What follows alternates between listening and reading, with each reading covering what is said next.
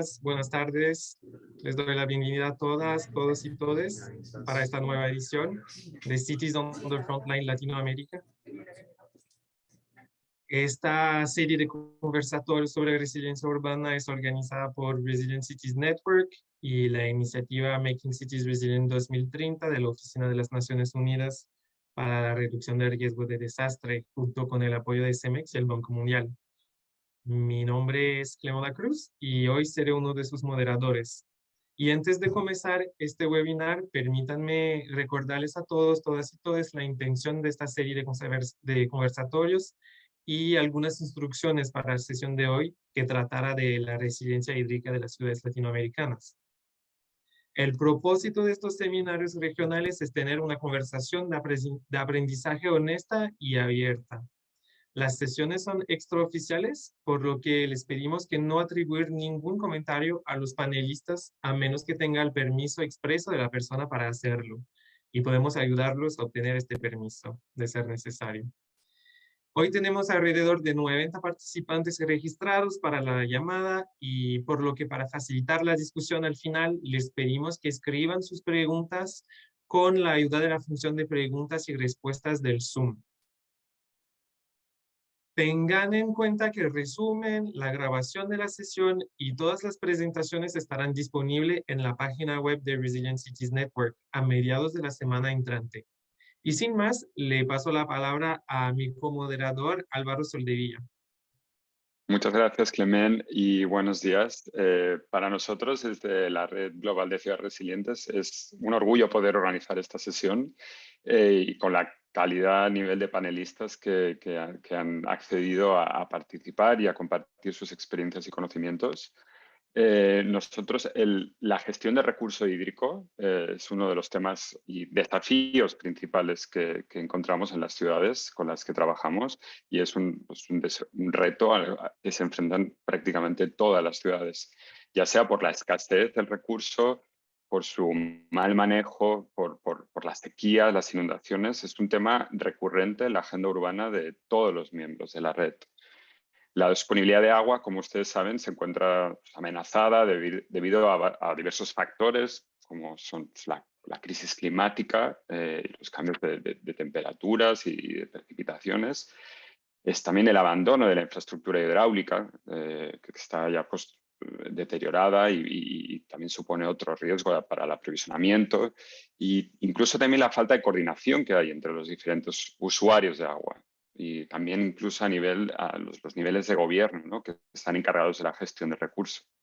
Entonces sí que para construir resiliencia nosotros queremos, sobre todo en el tema hídrico, que es crucial considerar una visión sistémica y transversal de todos los componentes, tanto sociales como en este caso biofísicos, que implican la conservación del recurso, ¿sabes?, de los ecosistemas, y también cuestiones de la regulación y recuperación de aguas superficiales y subterráneas. Entonces, es bajo este contexto que consideramos que es importante que a la hora de abordar el sistema hídrico urbano se consideren tanto los elementos de cuenca que impactan el sistema hídrico del área urbana, y creo que nos van a hablar sobre este tema hoy, así como los riesgos de inundación pluvial, costeros o los mantos freáticos también, y la salud ambiental de los cuerpos de agua que circulan en la ciudad o que la rodean.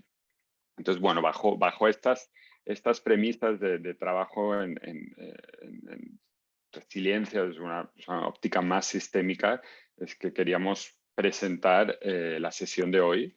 De nuevo, tenemos unos panelistas de excepción y hoy vamos a iniciar con Lautaro Lorenzo, que es subsecretario de Asuntos Internacionales del municipio de Esteban Echevarría, que nos va a presentar sobre las prácticas de protección ambiental hidrológicas y la formulación de un plan de obras hídricas para la extensión de la red de agua potable. Seguirá a la intervención de Lautaro Patricia Martínez Barba, que es directora del Instituto de Planeación y Gestión del Desarrollo del Área Metropolitana de Guadalajara, el IMEPLAN, y a la vez es directora de Resiliencia. Patricia Martínez nos va a presentar el desarrollo de la estrategia de resiliencia hídrica de Guadalajara, con el que tuve el gusto de apoyar el proceso y pues, poco el proceso que desarrollaron y las principales líneas de acción. La siguiente intervención se llevará a cabo por parte de Darwin Ortiz González, que es subdirector para la reducción del riesgo y adaptación al cambio climático para la ciudad de Bogotá. Nos va a presentar el desarrollo de los sistemas urbanos de drenaje sostenibles. Y para finalizar, tenemos una copresentación que será llevada a cabo por Norlan García, que es director general de Resiliencia y secretario técnico del Consejo de Resiliencia de la Ciudad de México, en la Secretaría de la Gestión Integral de Riesgos y Protección Civil, y Eduardo Vázquez Herrera, director ejecutivo de Agua Capital y también presidente de la Comisión Técnica de Resiliencia Hídrica de la Ciudad de México. Y sin más dilación, pues tenemos varias presentaciones. Quiero dar la palabra a Lautaro Lorenzo. Adelante, buenos días. Gracias, Lautaro. Perdón. ¿Qué tal? Buen día a todos y todas. Bueno, Álvaro, todo el equipo, Cleman, Norland. Desde ya, muchas gracias por darnos el espacio para permitir que el municipio de Esteban Echeverría un poco presente el tema. Ante todo, ante la audiencia me presento, Lautaro Lorenzo. Yo fui subsecretario de Ambiente del municipio de Esteban Echeverría durante 10 años y ahora me desempeño en cooperación internacional en el municipio de Esteban Echeverría. Fui secretario ejecutivo de la red de Mercociudades, que es una red con más de 364 ciudades de la región latinoamericanas, y ahora estamos asumiendo la responsabilidad de vicepresidencia ante CGLU, que es el Consejo Mundial de Municipios. Bien, nuestro municipio, voy a pedir pasemos a la siguiente diapositiva, se encuentra en el área metropolitana de Buenos Aires, tiene 360.000 habitantes, 120 kilómetros cuadrados, se encuentra en el ámbito de la cuenca del río Matanza y Riachuelo, que es la cuenca más contaminada del país, sobre la cual viven 5 millones de personas, y hay un fuerte plan de saneamiento de la misma, que tiene una particularidad, no solamente es el plan de saneamiento más ambicioso del país, sino que está tutelado por la Corte Suprema de Justicia, está judicializado, la Corte Suprema de Justicia analiza qué es lo que va pasando en cada una de las acciones del plan. Siguiente, por favor. Un poco para que se vea mejor, en la siguiente filmina, ahí está marcado el municipio de Esteban Echeverría, como les dije, área metropolitana, cuenca del río Matanza, y rodeado con una cantidad importante de municipios. Siguiente, por favor. Lo que vemos aquí es que nuestro municipio tenía un problema serio. Hace cosa de 12 años, solamente el 18-25% de su población tenía cobertura de red cloacal y agua respectivamente, y una planta de tratamiento de líquidos cloacales para solamente 50.000 habitantes. Es un municipio que crece cada 10 años, 60.000 personas cada 10 años se incorporan a su población, o sea que tiene un crecimiento intercensal demográfico muy, muy fuerte, y obviamente, como pasa en muchos países en vías de desarrollo, la demanda de la población va por delante de la capacidad estatal. Entonces teníamos muchos asentamientos en zonas no autorizadas, en áreas inundables de la cuenca del río Matanza, y también con el agravante que no tenían infraestructura básica. Entonces teníamos dos problemas, un problema serio de sanidad y un problema serio de ocupación de suelo urbano en áreas que son un problema porque obviamente la capacidad hídrica no estaba dada porque eran lugares no habilitados para eso. Ante eso, lo que se decidió fue un plan siguiente por favor, muy auspicioso del municipio. Ese plan fue coordinar bien con organismos prestatarios de créditos, básicamente Banco Mundial y Banco de Desarrollo de América Latina, CAF, Estado Nacional, y dentro del Estado Nacional, tanto la Autoridad de Cuenca Matanza Riachuelo como AISA. AISA es una empresa mixta, básicamente de capitales estatales, que es la que se encarga de la provisión de servicios de agua y cloaca en todo el área metropolitana de Buenos Aires, en la cual viven 14 millones de personas. En ese periodo, de 2008 a 2021, se consiguió pasar de que un 80% de la población se encuentre servida con red de agua y cloaca, y uno de los principales activos que se pudieron lograr en estas gestiones de 10 años es esa foto de esa planta.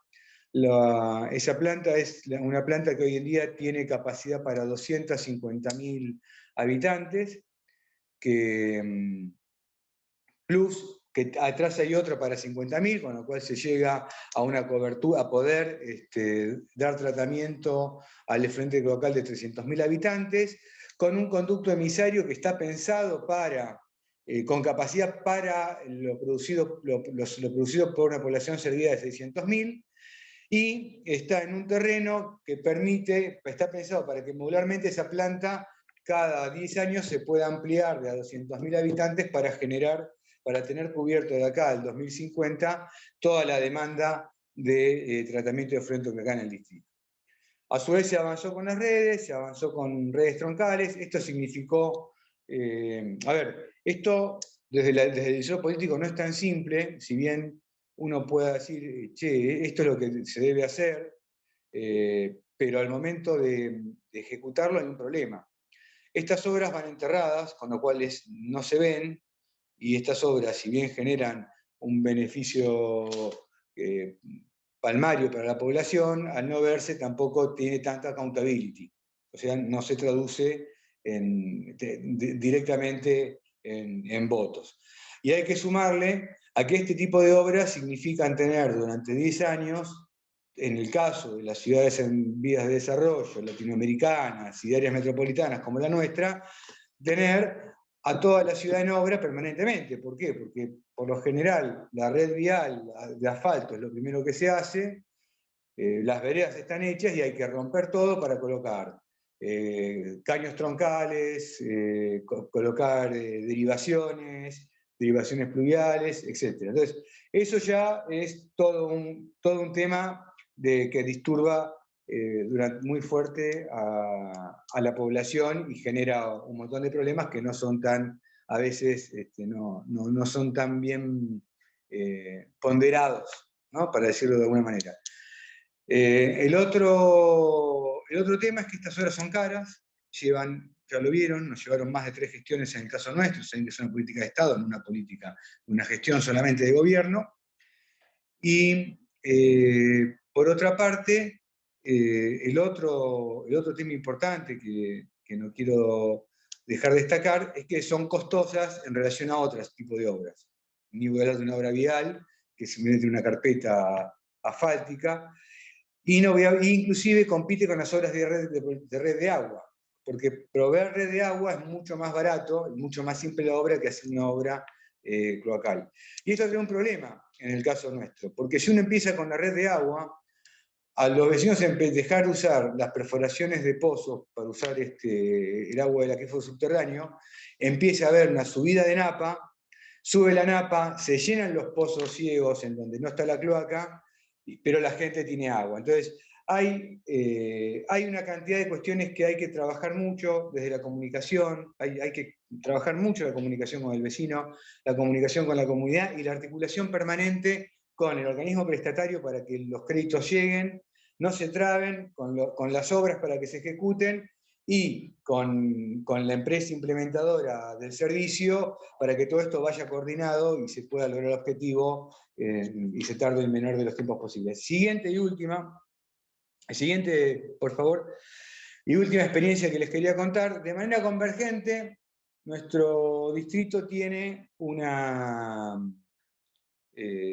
área de reserva, que eran más de 700 hectáreas, en donde de un lado tenía un límite que es la autopista, con lo cual no tenía un problema de ocupaciones, pero, siguiente diapositiva, por favor, pero si ven ahí, claramente tiene otro límite, que sería el límite en donde hay un continuo toque con urbanizaciones y algunas secciones populares, y eso llevaba a mucha ocupación. Esta es un área de humedales, un área inundable, un área cerca de la cuenca del río Matanza, en donde la verdad, ahí no debía permitirse el asentamiento de población. ¿Por qué? Porque además de biodiversidad, de pensar en soluciones basadas en naturaleza, de pensar en esta relación entre lo urbano y lo ambiental, es un área inundable. Entonces, seguir generando condiciones o no tomar una postura proactiva para que ahí se hagan asentamiento de población es seguir agravando y generando más debilidades en lo que hace a nuestra construcción de resiliencia. Maxine, que no lo mencioné antes, el área metropolitana de Buenos Aires, el cambio climático, ¿cómo le ha afectado en estos años? Fenómenos climáticos de mesointensidad, básicamente lluvias fuertes, que llueve mucho en muy poco tiempo, y eso genera un colapso muy fuerte tanto de las redes hídricas como de las otras redes, por ejemplo, la de alimentación de energía eléctrica y de las viales. Entonces, era importante trabajar sobre este tema. ¿Cómo decimos trabajarlo? De vuelta. Comunidades de Salvasol y toda esa articulación, trabajamos con la provincia de Buenos Aires para crear una reserva provincial en la zona metropolitana, que es de una manera tal de generarle otro tipo de zonificación y de poner recursos en la preservación de la reserva. Siguiente, por favor. Ahí, en la siguiente ahí tienen una foto clásica para que vean, es una zona de humedales, pero esto está al lado de áreas urbanizadas. Pido siguiente, por favor.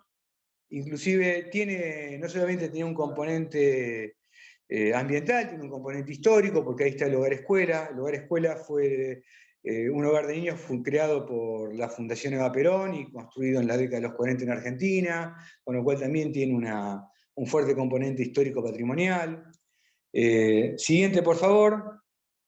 Y ahí ya voy a cerrar. La otra enseñanza grande es que, como entendíamos que esto tenía muchas contradicciones que resolver que son propias del territorio, a esto me refiero la posibilidad de ocupaciones por sectores populares que necesitan resolver su tema de vivienda, la preservación del lugar, el tema patrimonial, las cuestiones relativas a coordinar con la provincia de Buenos Aires y coordinar con la autoridad de Cuenca para también el saneamiento de la cuenca Matanza-Riachuelo.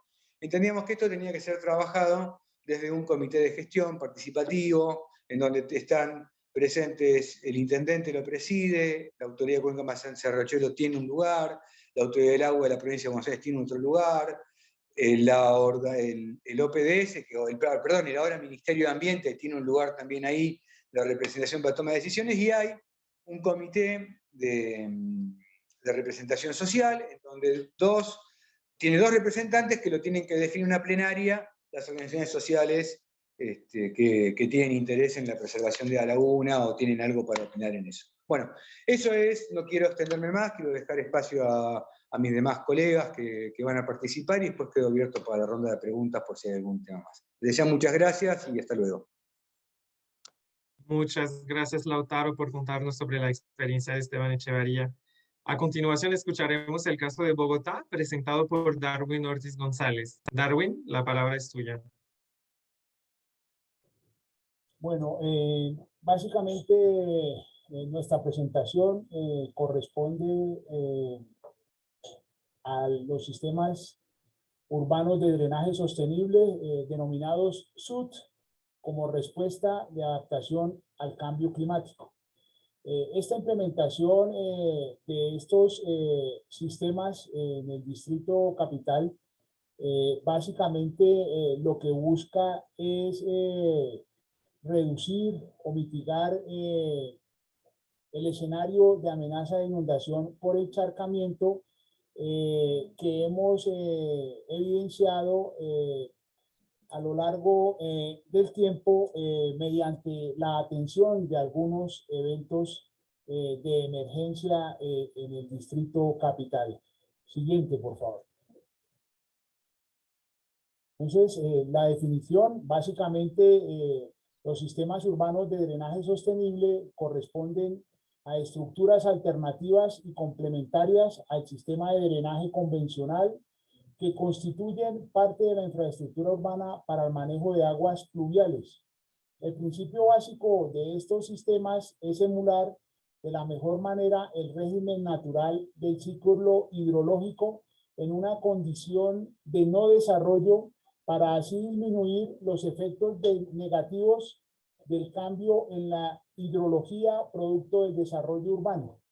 Esto basado en que estamos localizados en una zona tropical donde tenemos influencia dentro de los procesos hidrológicos de la variabilidad climática, específicamente relacionados con los fenómenos de la Niña y del Niño, además de los efectos que últimamente evidenciamos con mayor contundencia correspondiente al cambio climático.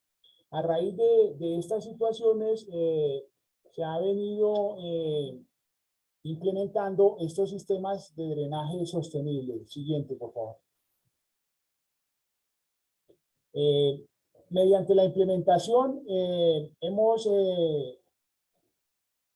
concebido una red de sistemas en el 2021, donde el IDIGER encabeza y como coordinador del Sistema Distrital de Gestión de Riesgos y Cambio Climático, conformó la red de conocimiento para la investigación, el fortalecimiento y promoción de los SUTS como medida de adaptación al cambio climático.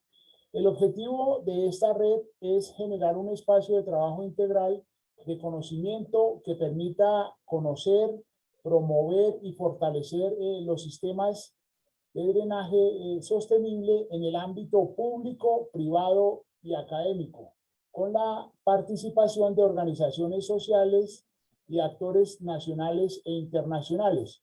Es decir, nosotros, IDIGER, como coordinadores del sistema y como respondientes dentro de las situaciones o eventualidades de emergencia en el distrito, y conociendo el escenario de riesgo, vimos la necesidad de implementar con las entidades del sistema debido a situaciones de emergencia que ocurrieron en el pasado, como es la ocurrida en los años 2010 y 2011, donde debido a fallas funcionales y a incidencias del fenómeno de la Niña, entre otros, tuvimos afectaciones de alrededor de 50.000 personas en Bogotá por la materialización de amenazas de inundaciones por encharcamiento.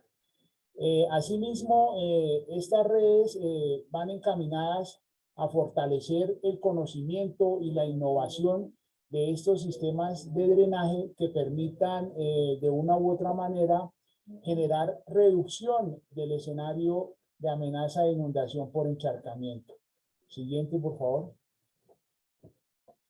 Es así como en el 2010 y en el 2011 se presentan unos eventos bastante complejos, como ya lo había mencionado, y a partir del 2014 hasta el 2021 se empiezan a manejar una serie de normativas y que llegan al 2021 a compilarse en la actualización del Plan de Ordenamiento Territorial, es el que nos define la ruta de las actuaciones en el distrito desde diferentes ámbitos. Siguiente.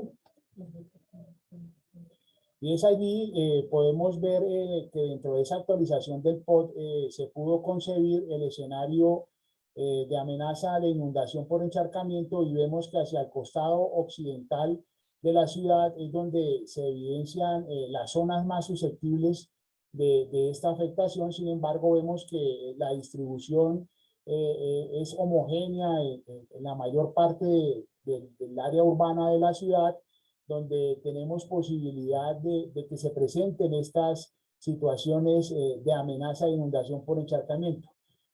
Motivo por el cual se adopta mediante el POT este instrumento, y a su vez, como medida de reducción y adaptación al cambio climático, se plantea los sistemas de drenaje pluvial sostenibles mediante la implementación de los SUT. Siguiente. Y es con ello que en el Plan de Ordenamiento Territorial se establecen dos artículos que nos permiten normar las actuaciones de los sectores públicos y los sectores privados, además de la institucionalidad que opera los sistemas de los alcantarillados pluviales de la ciudad, definiéndoles, entre otras, que cuando se vayan a implementar nuevos proyectos de desarrollo o de infraestructura, el 25% del área de desarrollo del proyecto debe estar destinada para la implementación de sistemas de drenaje sostenible, con el fin de que ese 25% de área utilizable permita laminar o permita reducir el pico del hidrograma en un 25% de estos caudales que nos generan problemas de encharcamiento en nuestra ciudad. Adicionalmente, define responsabilidades de los actores y en cuanto a las actuaciones de mantenimiento de estos sistemas de drenaje. Siguiente. Entonces, en términos generales, para mencionarles qué hace y cuál es el objetivo de esta red, es difundir el conocimiento actualizado asociado a los SUDs e infraestructura verde y azul, socializar y desarrollar nuevas guías técnicas de diseño y construcción, crear espacios de discusión intersectorial, de diseño y construcción, o ajustes a las normas o los incentivos que se dan por estas implementaciones. Adicionalmente, participar en capacitaciones de diseño y construcción de innovaciones en cuanto a sistemas urbanos de drenaje sostenible, socializar lecciones aprendidas en proyectos de SUD, identificando aciertos, inclusive desaciertos, diseño y oportunidades de mejora, donde tenemos una cooperación con la academia por parte de las universidades.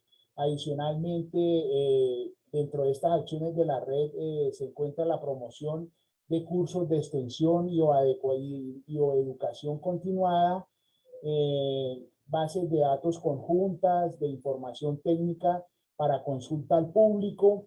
Adicionalmente, compartir ponencias de tesis de grado, de pregrado y de posgrado, así como de investigaciones internas, ¿sí? Vinculando la academia, con el fin de fortalecer las actividades de seguimiento y monitoreo de tipologías de los diferentes SUDs. Siguiente. Entonces, con base en estas acciones, vemos que los resultados de los talleres que hemos venido realizando desde el 2021, donde se empiezan a implementar las primeras socializaciones, vemos que ha venido en aumento la participación. Inicialmente empezamos con 31 personas, 3 universidades, y hemos venido progresando paulatinamente.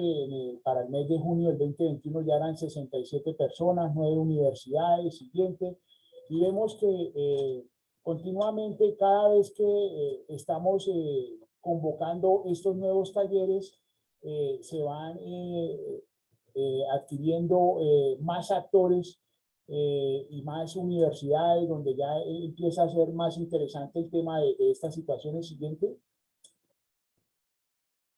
El último taller que realizamos fue el 2 de diciembre del presente, donde ya obtuvimos la participación de 100 personas, 6 universidades, 5 actores internacionales. Estuvimos con la participación de actores de Francia, entre otros. Siguiente, donde nos manifestaban sus experiencias. Aquí tenemos básicamente en Bogotá implementados en este momento 12 SUDs que funcionan a manera de plan piloto, donde estamos haciendo experimentaciones con la academia para verificar en el mediano y largo plazo sus contribuciones a la adaptación y al cambio climático, inclusive la resiliencia climática. Siguiente. Dentro de los diferentes tipos de SUD que tenemos en este momento, que prácticamente tenemos una tipología de 4 sistemas de SUD, vemos que tenemos implementados 3 alcorques inundables. Estos alcorques los vemos aquí en la imagen de la izquierda y de la derecha. Son unos depósitos de agua que están inmersos en esas cajas de alcantarillado, de esos sumideros, que cuando se presentan lluvias, aquí se genera la retención de esas escorrentías, es decir, se hace una laminación de esos hidrogramas. La idea es recortar esos picos de esos hidrogramas con el fin de disminuir las escorrentías y que éstas se vayan laminando. A su vez, en la parte inferior vemos otro tipo que corresponde a una zanja de infiltración donde cuando se están presentando las lluvias en la zona, esta zanja se inunda y posteriormente cuando ya descienden las precipitaciones, va entregando el agua al sistema de alcantarillado. Básicamente esa es la funcionalidad de los SUD. Siguiente. Y vemos que hoy en día ya tenemos 18 tipologías de SUD. Ya hemos avanzado de 4 que tenemos establecidas a 18 con la ayuda de la academia. Tenemos un total de 243 propuestas de SUD para implementar en el distrito por medio del IDU, que es la entidad que se encarga de toda la parte de la infraestructura urbana, de espacio público, de la renovación, de todo el tema vial. Con ayuda de ellos o en cabeza de ellos es que estamos tratando de implementar de una manera más favorable todos estos sistemas en beneficio de la ciudad. Siguiente. Bueno, básicamente esos sistemas nos conllevan a poder generar efectos en cuanto a la disminución del escenario de amenaza que tenemos en la ciudad de Bogotá por encharcamiento. Básicamente, pues como les mencionaba, en este momento son proyectos pilotos que estamos adecuando, pero ya logramos incluirlos en la norma del plan de ordenamiento territorial, que nos da las pautas y la guía para el desarrollo de aquellas zonas donde se pretenden implementar nuevos proyectos, ya sea desde ámbito público o del ámbito privado. Muchas gracias de ahí para poder continuar con los demás compañeros. Muchas gracias, Darwin, por esta presentación inspiradora sobre Bogotá. A continuación, cedemos la palabra a los maestros Norlan García y Eduardo Vázquez para una presentación sobre la Ciudad de México. ¿Qué tal? Muy buenos días a todos y a todas. Pues bueno, vamos a expresar un poco la experiencia sobre la gobernanza en cuestiones de gestión de riesgos y resiliencia y pues pediría la siguiente, por favor. El Consejo de Resiliencia es un paso más en la institucionalización de la resiliencia en la Ciudad de México. Sin duda, el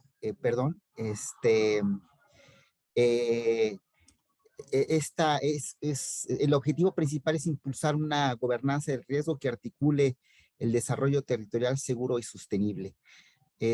Como recordaremos, ante la complejidad que demanda los retos urbanos del siglo XXI, el Consejo de Resiliencia de la Ciudad de México se consolida como un mecanismo único en el país, en la región, que impulsa el diálogo participativo.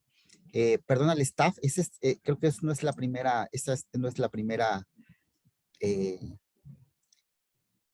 Sí, antes, por favor, antes, mucho antes. Antes. Sí, listo. Pues volvemos a empezar. Muchísimas gracias. Bueno, como lo comenté, el Consejo de Resiliencia es un paso para institucionalizar la resiliencia en la Ciudad de México, impulsa una gobernanza de riesgo que articula un desarrollo territorial y seguro y sostenible. Como todos sabemos, la capital de la República, la Ciudad de México, por sus características geográficas y su composición económica, enfrenta un contexto de vulnerabilidad y riesgos, obviamente, que se materializan con la presencia de fenómenos como inundaciones, sismos e incendios urbanos, por mencionar toda una gama de riesgos. ante la complejidad que demandan los retos, los retos urbanos del siglo XXI, este Consejo de Resiliencia se consolida como un mecanismo único en el país y por lo que sabemos también en la región. Busca fundamentalmente impulsar el diálogo participativo multiactor para el diseño de políticas públicas para la reducción de riesgos de desastres y la construcción de resiliencia. A la fecha, el Consejo de Resiliencia se integra por 19 dependencias del gobierno central de la Ciudad de México, junto con las 16 alcaldías de la ciudad y más de 45 instituciones, entre las que se encuentran tanto instituciones de corte, obviamente, de gobierno local y federal, representantes de organismos internacionales, la academia, el sector privado y la sociedad civil organizada. Siguiente, por favor. En este sentido, este Consejo de Resiliencia se fundamenta en una estructura orgánica en donde en la Constitución Política de la Ciudad de México, en el artículo 16, referente al ordenamiento territorial, fracción 1, vulnerabilidad y resiliencia, nos marca que la Ley de Gestión Integral de Riesgos de la Ciudad de México y su respectiva reglamento, además de sentar las bases de elaboración de las bases de operación del Consejo de Resiliencia, señala a este Consejo como un mecanismo para la coordinación y articulación de acciones para mejorar la capacidad de resiliencia de la ciudad.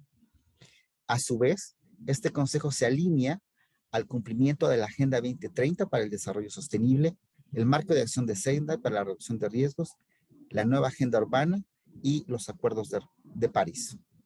Al respecto, para efectos de esta presente sesión, y como veremos más adelante, en los temas hídricos, el Marco de Acción de Sendai señala que se deba reforzar y aplicar los mecanismos mundiales sobre asuntos hidrometeorológicos para mejorar la comprensión de los riesgos de desastres relacionados con el agua y sus efectos en la sociedad.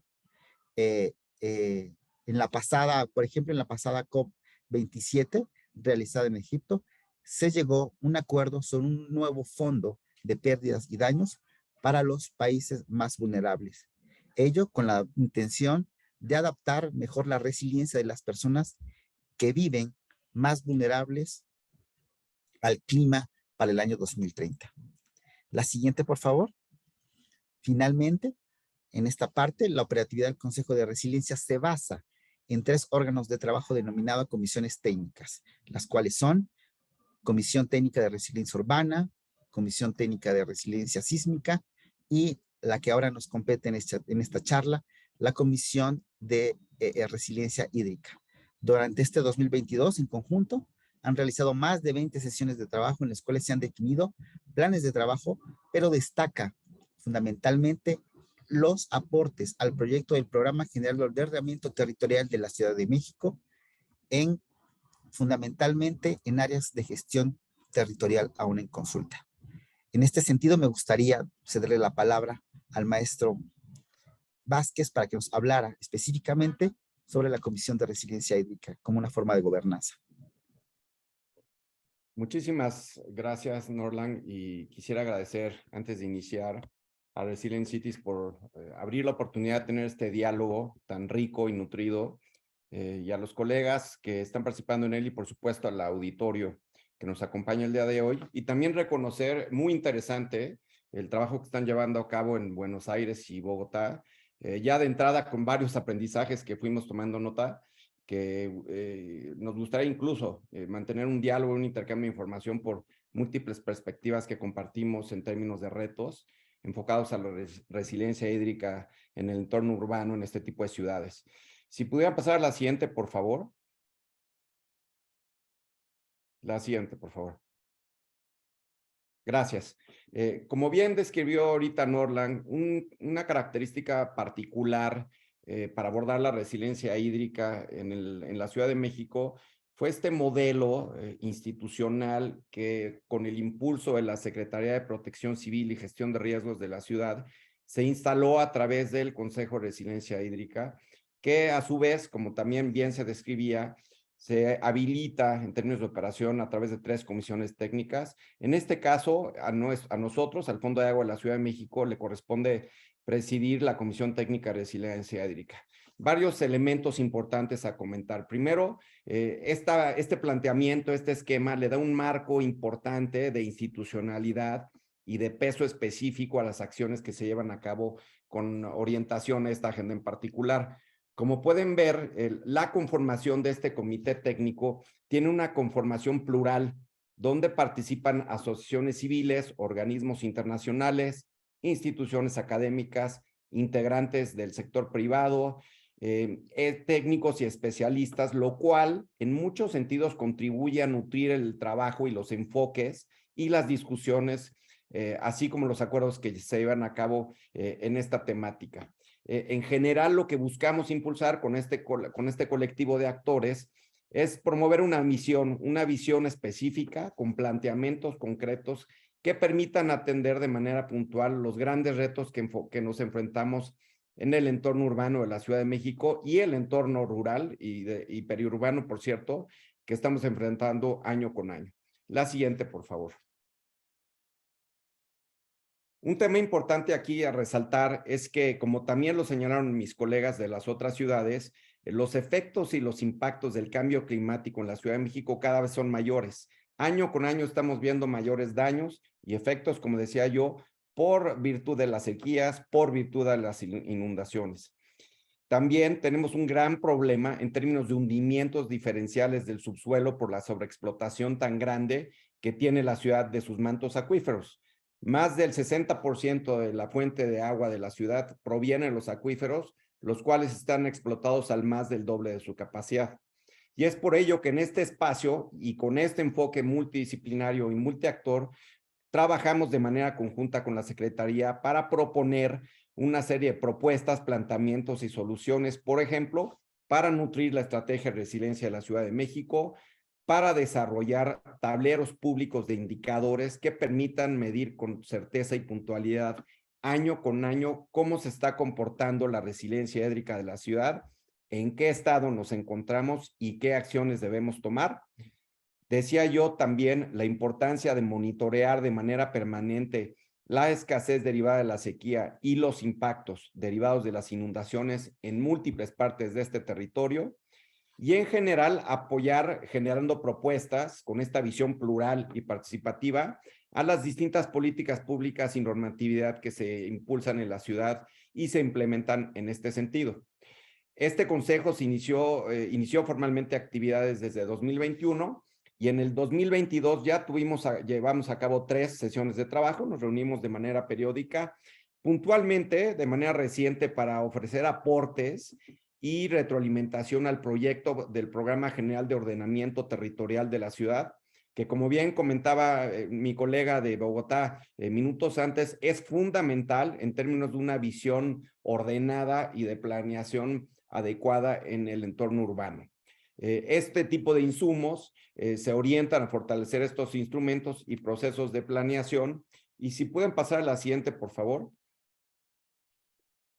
Concretamente, lo que derivamos el colectivo en el grupo de trabajo es generar una propuesta para establecer un área de gestión territorial de infiltración y recarga del acuífero de la zona metropolitana del Valle de México. En concreto es identificar y definir las zonas prioritarias que se deben de proteger para promover estos efectos de infiltración y recarga para nutrir la principal fuente de agua del Valle de México a través de una serie de políticas generales y acciones concretas. Para ello se llevó a cabo un trabajo de cartografía, de investigación, y todos estos planteamientos se presentaron a la Secretaría del Instituto de Planeación de la Ciudad para que se puedan incorporar en el Plan de Desarrollo de la Ciudad de México a 2050. Me detendré aquí por respeto a la agenda y a los tiempos de los demás participantes, pero muy interesado en intercambiar esta información con los colegas, así como entrar en un diálogo para poder sumar esfuerzos en la región. Muchas gracias. Gracias a ustedes. Es siempre un gusto escuchar sobre las numerosas prácticas de resiliencia de Ciudad de México. Y siguiendo con la programación, nos presentará el caso del área metropolitana de Guadalajara, Patricia Martínez Barba. Patricia, adelante. Hola, ¿qué tal? Muy buenos días y pues me suma el agradecimiento para participar en este webinar y un saludo también a todos los panelistas. Bueno, pues lo que les presentaré a continuación fue este proceso que nos llevó a la elaboración de la Agenda de Resiliencia Hídrica del Área Metropolitana de Guadalajara. Comienzo con una parte de contexto y de los antecedentes para al final presentarles ya de una manera mucho más específica cuáles son los alcances que tiene esta agenda y cuáles son esos componentes específicos que la integran. Si me apoyan dándole a la siguiente lámina, por favor, gracias. Pues a manera de contexto muy general, el área metropolitana de Guadalajara está integrada por 9 municipios metropolitanos y aquí nos concentramos alrededor de 5.3 millones de personas, de los pues casi 8 millones que vivimos en el estado de Jalisco. Y decir, pues bueno, como en todas las metrópolis tenemos grandes desafíos, considerando que cada vez llega más población a vivir en las áreas urbanas y con esto también se están marcando fuertes asimetrías sociales, sobre también hablando justo de las problemáticas que tenemos sobre el agua, pues pone énfasis en situaciones que han sido permanentes durante varios años, diríamos, lo podemos clasificar dentro tanto de estos impactos agudos, en algunos de los casos, en otras situaciones hablamos de tensiones crónicas, pero más adelante ya hablaré de estos puntos en específico. La siguiente, por favor. Y bueno, como antecedentes de esta agenda de resiliencia hídrica, les comento que la agenda se realizó en colaboración con Resilient Cities Network, en realidad con toda su guía y asistencia técnica y con el apoyo de dependencias del gobierno del estado articulados por el Instituto Metropolitano de Planeación. Esto nos dio la oportunidad de poder construir una agenda de resiliencia hídrica que permitiera también robustecer mecanismos a través de la cooperación internacional y sobre todo también de hacernos llegar de información que muchas veces se encuentra en distintas dependencias gubernamentales pulverizada y en este caso pudimos integrar la información bajo un mismo documento con una visión, como ya lo dice, sobre la resiliencia. Y bueno, también a manera de antecedentes decirles que lo que no es seguro una novedad para las ciudades, pero pues vivimos estas realidades como son la sobreexplotación de los mantos acuíferos, los impactos por sequías recurrentes. En nuestro caso en particular, en el 2021 vivimos una crisis hídrica porque una de nuestras 4 fuentes de abastecimiento, que es la presa de Calderón, tuvo un problema y fue que llegó a sus niveles más bajos y esto impactó en el suministro alrededor de 300 personas en la metrópoli.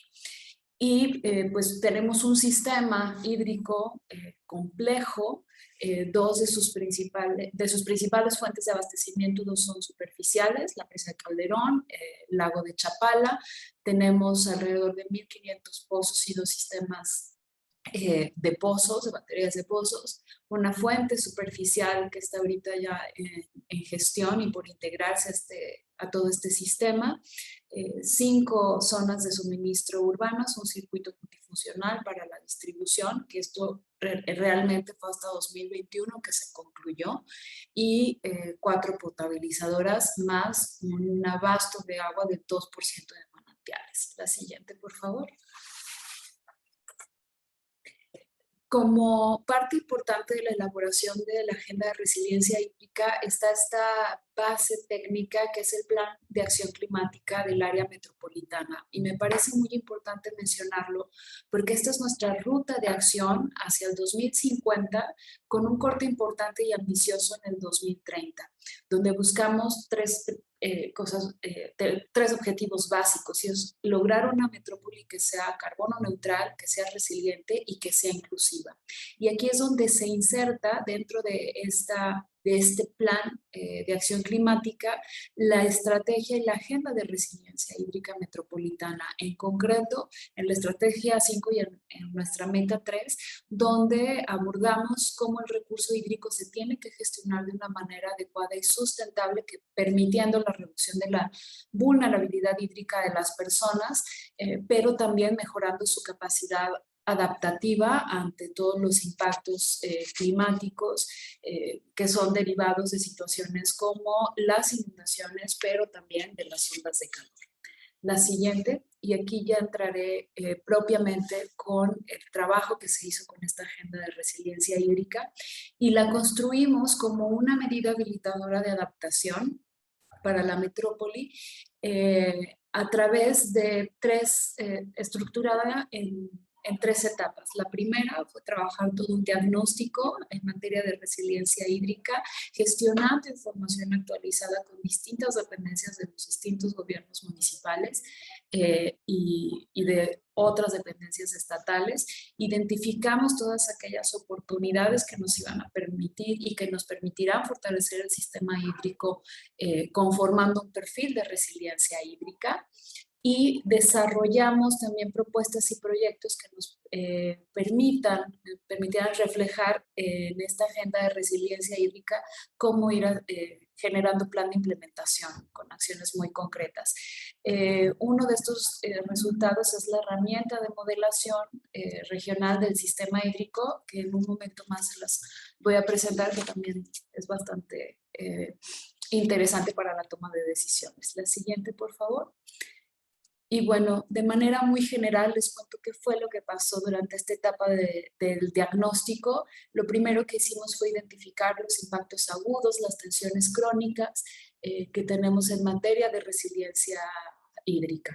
Y también ver en qué medida estos convergen, ¿no? Como fue les mencionaba, esta crisis que se dio en el 2021, pues nos hizo ver no solamente fue un shock el que vimos en ese momento, sino que nos hizo ver cómo estas tensiones crónicas se agudecieron aún más durante estos meses que no tuvimos esta fuente de abastecimiento. La siguiente, por favor. Dentro de todo este diagnóstico hubo un proceso de participación ciudadana para la conformación de la agenda, donde tuvimos un foro social sobre la resiliencia hídrica en la metrópoli, y de aquí los resultados fue identificar todas estas barreras principales para la construcción de resiliencia en el sistema hídrico, identificar aquellos proyectos, iniciativas impulsadas por los participantes, no solamente que vinieran desde el gobierno, sino también de sociedad civil, del sector privado, y con estos insumos poder priorizar acciones para la definición de la agenda de resiliencia hídrica. La siguiente, por favor.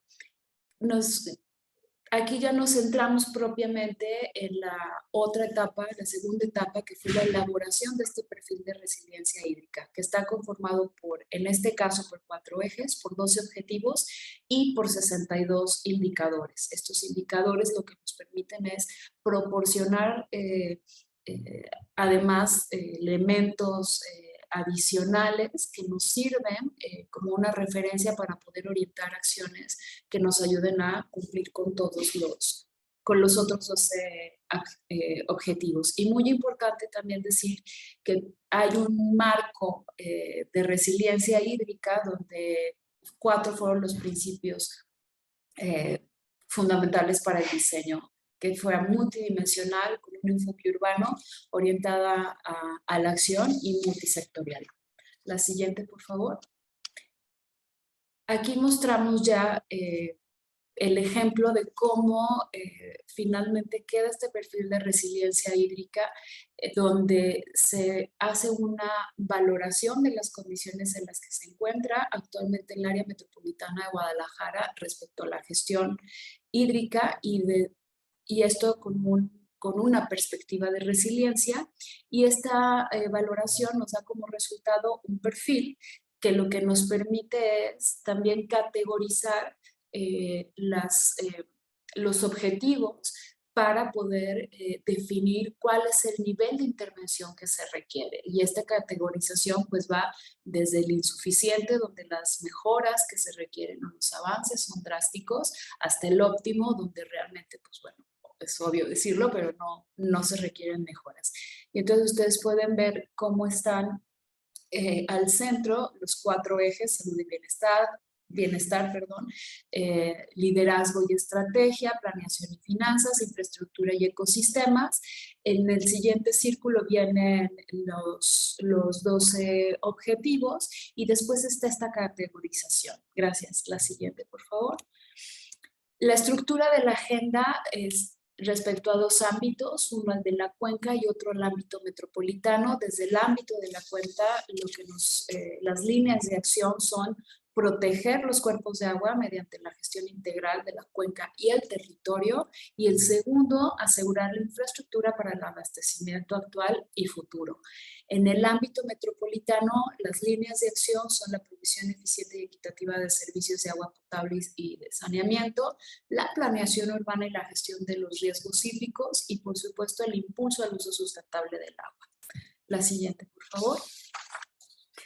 Hay líneas transversales en estos 3 temas sobre el conocimiento, integración y el acceso a la información, la gobernanza para la resiliencia y el financiamiento sostenible. Y en estas líneas transversales, pues identifican esas acciones que son necesarias. Por ejemplo, como parte de la gobernanza para la resiliencia, es importante que el próximo año que vamos a tener la actualización de nuestro plan de ordenamiento territorial metropolitano, ya consideremos e incorporemos a esta agenda de resiliencia hídrica para definirla en nuestros instrumentos de planeación urbana y territorial. O en el tema del financiamiento sostenible, por ejemplo, tener, por supuesto, una estrategia de sostenibilidad financiera, pero también recurrir a mecanismos como un fondo específico de agua para la gestión de recursos.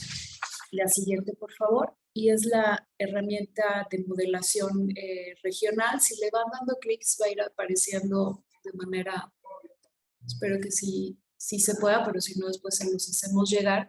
Pero prácticamente esta herramienta, que es la tercera etapa en la que trabajamos con esta agenda, nos permitió tener una herramienta para hacer una modelación espacial que nos permita tomar decisiones con base en un impacto regional.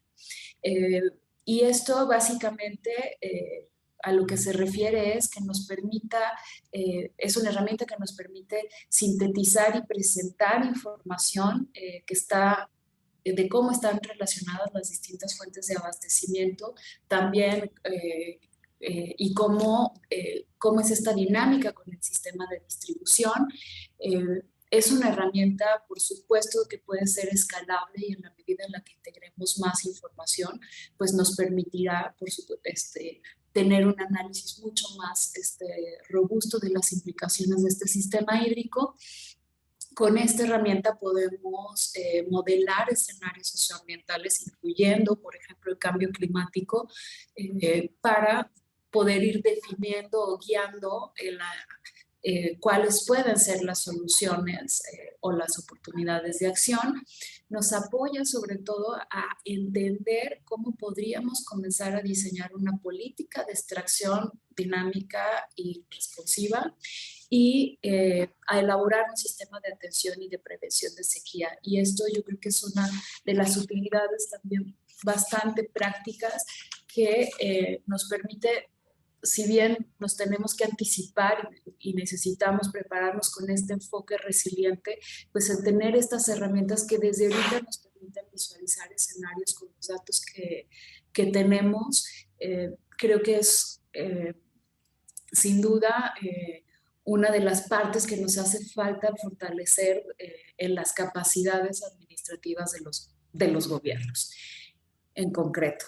Y bueno, en la siguiente lámina les presento ya cómo se sistematizaron. Se me acabó el tiempo, pero bueno, concluyo nada más diciendo que los otros dos temas que vienen dentro de la agenda de resiliencia hídrica son los proyectos específicos por línea de acción, es decir, identificamos lo que ya está en marcha y lo sistematizamos de esta manera. Y en la siguiente, por favor, integramos una cartera de proyectos estratégicos que vienen categorizados a través de fondos de agua, de fortalecimiento institucional para el CIAPA, el tercero es el Sistema Integral de Información para la Gestión del Agua, y el cuarto la estrategia con enfoque de normativa de infraestructura verde y azul.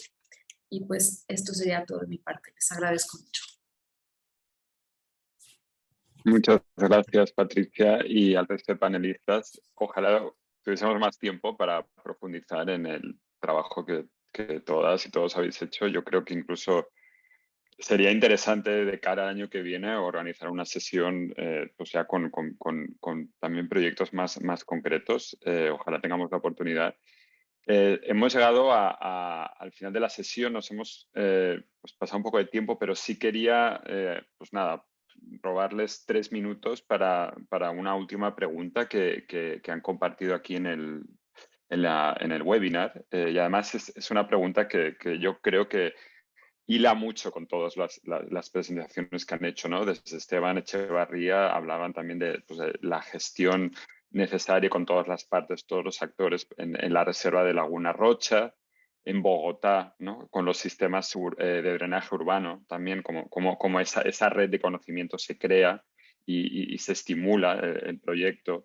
Desde la Ciudad de México, evidentemente, ¿no? Hablan de una gobernanza de Cuenca y en este caso de todo el diálogo participativo y multiactor que es necesario para la toma de decisión.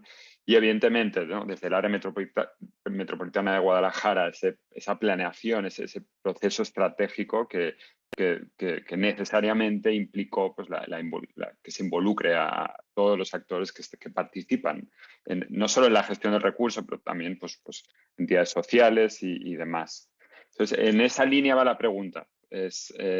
Viene de parte de Ana Zucchetti y nos pregunta que cómo se da en todos los casos la articulación de las instituciones del agua con las de planeamiento urbano y la toma de decisiones conjuntas. Sé que es una pregunta muy amplia y nos hemos ido de tiempo, pero si alguno o todos los panelistas pueden intervenir y dar su punto de vista, se lo agradeceremos.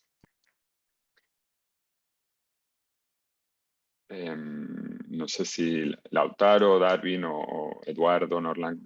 Adelante. Bueno, ahí comento un poco para romper el hielo. Sí, está claro que el municipio tiene que tener una mirada integral de las cosas como actor del territorio y está claro que para las dos experiencias nuestras y más la que en el caso nuestro, cuando uno va a hacer las intervenciones sobre el tema hídrico, infraestructura básica, el planeamiento es fundamental el planeamiento y también el planeamiento tiene que dialogar con las obras y eso tiene que ir en un trabajo como sistema de mejora continua en el cual uno ejecuta y tiene que haber total coordinación con lo que se planificó, revisión del plan, y ese plan inclusive es más sofisticado porque tiene que estar dialogando con los organismos de financiamiento y con los entes ejecutores, que no son municipales. Entonces, todo eso tiene que estar, la verdad, siempre coordinado y es el ABC para pensar este tipo de cuestiones, si no vas al fracaso, está claro eso. Sí, a ver, yo tal vez complementaría a Lautaro, y estuve escuchando con atención los planteamientos y perspectivas de las distintas localidades. Creo que hay un elemento central, que son los sistemas de información y la información pública. Claramente hay un reto importante dentro de la perspectiva hídrica de poder sensibilizar a los tomadores de decisión de otras carteras, sea desarrollo urbano, sea de finanzas, en fin, a los grandes planeadores de la ciudad que no terminan de comprender con certeza y con datos claros y fundamentados por qué el tema hídrico tiene que ser central para planear cualquier ciudad, para detonar todo tipo de política pública independientemente del sector de que se trate. Entonces, creo que en la medida que podamos publicitar esta información, obviamente información robusta, técnica y científicamente fundamentada, y que deje ver a los planeadores, a los ámbitos de desarrollo urbano, por qué tienen que tener en cuenta este tipo de factores para desarrollar ciudad, cualquiera que sea, y cómo atender y mitigar los riesgos que ya estamos enfrentando. En ese sentido, creo que vamos progresando. Por eso es importante, y todos y todas creo que lo dejaron ver de manera muy clara, estos espacios de diálogo multiactor, donde están proponiendo estas soluciones, donde están sensibilizando y socializando esta necesidad, se vuelve un factor crítico. De otra manera, no solo a veces no nos van a voltear a ver, sino tampoco nos van a comprender. Y creo que por ahí esta perspectiva multisectorial y multidisciplinaria alrededor del tema hídrico y de la resiliencia hídrica es donde vuelve a tomar un factor central, ¿no? Norlan, no sé si quieres añadir algo, visto que te has... Rapidísimo, complementar lo que bien dijo Eduardo. Ahorita en este momento, por ejemplo, un instrumento de coordinación es el que se está elaborando, es el Programa General de Ordenamiento Territorial de la Ciudad, donde convergen pues todas las instancias y donde tenemos que ponernos de acuerdo en cómo vamos a actuar sobre el territorio. Es ahí donde las áreas de agua y las áreas de planeación conjugan y se expresan en el territorio. Como un detallito, desde el Consejo de Resiliencia, en la Comisión de Resiliencia Hídrica, estamos proponiendo un área de gestión territorial que se enfoca al tema fundamentalmente del agua. Creo que ese es un instrumento valioso en el cual nos coordina de alguna forma a todos. Muchas gracias. Gracias, Norlan. Y tengo entendido que Darwin también quiere intervenir. Sí, correcto. Muchas gracias. Básicamente, aquí tenemos en Bogotá dos instancias, pero para poder suplir las necesidades de esas dos instancias, que ya es un territorio desarrollado y consolidado, una parte de la ciudad que básicamente aquí podemos estar hablando de un 98% de desarrollo en la ciudad donde tenemos estos escenarios de riesgo. El otro 2% es aquellas zonas donde se planea un desarrollo urbanístico de nuevos proyectos, en aquellas zonas donde no se han realizado intervenciones. La idea es, mediante el PONCA del río Bogotá, poder generar líneas de acción que a su vez van de manera articulada con el plan de ordenamiento territorial, que es el que define la norma para el desarrollo de nuevos proyectos urbanísticos, además de nuevos proyectos de infraestructura para la ciudad. Entonces, con esta norma que se establece en el POT, podemos utilizarla como instrumento para facilitar las intervenciones de aquella zona que ya está desarrollada y la zona que tiene un futuro desarrollo, ¿sí? O sea, básicamente, por eso es que hablo que son dos instancias las que tenemos enmarcadas aquí en nuestra ciudad, y la idea es que ese instrumento nos permita regular o reglamentar las intervenciones en esos dos escenarios de desarrollo de la ciudad. Muchas gracias. Muchas gracias. Y Patricia Martínez también, adelante. Muchas gracias, Álvaro. Pues yo quisiera justo esta pregunta me parece muy pertinente también para poder hablar de un punto que es muy destacado de la agenda de resiliencia hídrica del caso del área metropolitana de Guadalajara. Y es justo eso, que es un instrumento de alcance metropolitano. Porque generalmente estas agendas se realizan por municipio. Aquí estamos integrando una visión y una propuesta de resiliencia para 9 municipios metropolitanos. Entonces, cómo al final de cuentas, cómo atendiendo esta pregunta de cómo logras coordinar y también cómo logras gestionar información entre municipios que tienen asimetrías de información verdaderamente muy drásticas, ¿no? Hay algunos que tienen información procesada, hay otros que no, pero incluso también dentro de las propias dependencias que son las responsables de los temas, a veces es difícil encontrar información sistematizada. A nosotros lo que nos ayudó muchísimo fue que nosotros como Instituto Metropolitano de Planeación formamos parte de un sistema integral de gestión metropolitana. Y intentaré ser muy sucinta con mi explicación, pero me parece importante compartirla porque justo nosotros tenemos dentro de este sistema integral de desarrollo metropolitano herramientas de gestión que son el insumo para los instrumentos de planeación. Una herramienta de gestión es, por ejemplo, nuestro Plan de Acción Climática Metropolitano y la Agenda de Resiliencia Hídrica Metropolitana.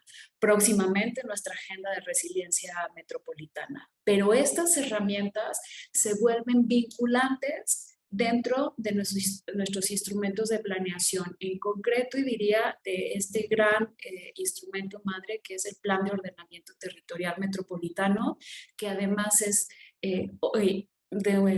vinculatorio y es obligatorio a todos los municipios para que se considere en el momento en el que los municipios hacen su planificación urbana o cuando desarrollan también sus planes de acción climática. Entonces estamos dejando, es decir, vamos hilvanando de una manera vinculante estas herramientas de gestión como un insumo fundamental para aquellos instrumentos que son donde ya al final se toman y se definen las decisiones. Y muy importante, y no lo obviaría, es que en este proceso de construcción tanto de las herramientas como de los instrumentos, tenemos órganos auxiliares desde donde una instancia técnica como nosotros nos apoyamos, que son las mesas de gestión metropolitana, que es justo este espacio donde vienen los técnicos de los municipios, de otras dependencias, de sociedad civil, de academia, para juntos poder, como decía hace un momento Eduardo, pues al final se vuelve un tema de información pública, de datos abiertos, donde es importante tener una puesta en común de toda la información que existe. Y evidentemente, uno de los componentes fundamentales pues es la gobernanza. Ahí en este sentido, nosotros tenemos un Consejo Ciudadano Metropolitano que es a través del cual se socializa y también se les implica en la formulación de estas herramientas y de estos instrumentos. Bien, muchas gracias. Y bueno, a modo de conclusión, desde la Red de Ciudades Resilientes sí queremos agradecerles su participación el día de hoy, que de verdad ha sido fascinante, pero sobre todo felicitarles por el trabajo que están haciendo en cada una de sus ciudades, porque bueno, el tema en sí, o sea, merece toda la atención, todo el esfuerzo, y la perspectiva que están aportando ustedes es inspirador para muchos y para muchas, y creo que podemos seguir con este diálogo, y además saben que va a estar en las agendas internacionales el año que viene, la gestión del agua. Yo creo que estas conexiones que podemos generar ahora también las podemos fomentar para el futuro, y espero que podamos ir con la conversación. Decirles también que con este conversatorio de Ciudades al Frente, Cities on the Frontline, vamos a continuar el año que viene. La próxima sesión, que será en enero, versará en torno a la cuestión energética, y espero, ya les compartiremos más información cuando hayamos cerrado la sesión. Y hasta aquí, muchas gracias también a los participantes por vuestros comentarios y las preguntas, que han sido muy acertadas, y les compartiremos la grabación de la sesión, la subiremos a la página web de la Red Global de Ciudades Resilientes. Un saludo y bueno, también les deseo felices fiestas y nos vemos pronto. Adiós. Muchas gracias a todos, a todas. Muchas gracias. Gracias, un gusto. Gracias. Gracias. Muy buena tarde a todos.